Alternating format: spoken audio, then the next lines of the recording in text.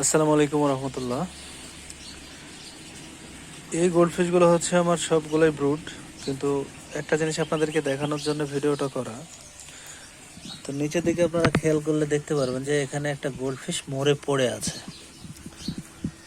তো গোল্ডফিশের ক্ষেত্রে এই জিনিসটা আমার কাছে একটু ব্যতিক্রম লাগে যে গোল্ডফিশ হঠাৎ করে মরে যায়, এই ব্যাপারটা আমার কাছে খুব একটা ভালো লাগে না।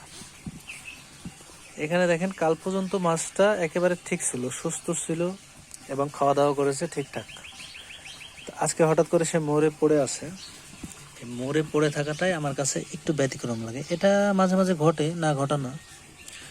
এই যে দেখেন, আসলে এর গায়ে কোনো সমস্যা নাই সেরকম, আবার এই হাউসটাতে কোনো রোগশোক নাই। আপনারা বলবেন যে পানিটা একটু ঘোলা। আসলে আজকে বেশ কয়েকটা গোল্ডফিশে ডিম দিয়েছে, তো ডিম দেওয়ার কারণে পানিটা একটু ঘোলা হয়েছে। আর পানিটা চেঞ্জ করলে আবার ঠিক হয়ে যাবে। তো এই যে এই মাছটা কাল পর্যন্ত ঠিক ছিল, কাল অবধি ঠিক ছিল। তো হঠাৎ করে সে হয়তো রাতের মধ্যে বা ভোর রাতে মারা গেছে।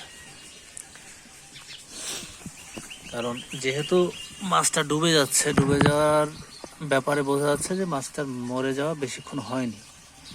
যদি সে ভেসে উঠতো তাহলে অনেকক্ষণ আগে মরে গেছিল, এরকম বোঝা যেত। তো দেখেন, এই মাছটার কোনো সমস্যা নেই,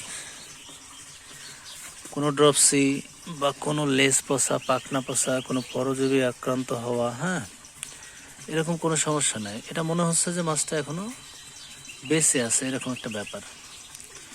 তো এই যে গোল্ডফিশের হুটহাট করে মরে যাওয়ার ব্যাপারটা, এটা আমি এখন পর্যন্ত বুঝতে পারি না। এই যে কোনো লক্ষণ ছাড়াই মাছটা মরে গেল। এমনও হয় যে কিছু কিছু ক্ষেত্রে কি হয়, ডিম পাড়ার সময় কিছু কিছু গোল্ডফিশ আঘাতপ্রাপ্ত হয়, বা যেহেতু সিমেন্টের দেয়ালে বাড়ি খায় বা আঘাত খায়, সেক্ষেত্রেও কিছু মাছ দুর্বল হয়ে যায়, মরে যাওয়ার সম্ভাবনা থাকে। কিন্তু এটা হঠাৎ করে মরে গেছে, যদিও মাছটা হয়তো ডিম দেয়নি আজকে।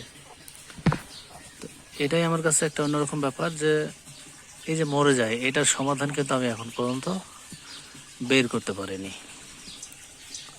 মাছটা দেখেন সব দিক দিয়ে ঠিকঠাক, বডি শেপটাও ঠিকঠাক, মাথায় জেলিতে ভরা, একেবারে লায়ন হেড অরেন্ডা যাকে বলে।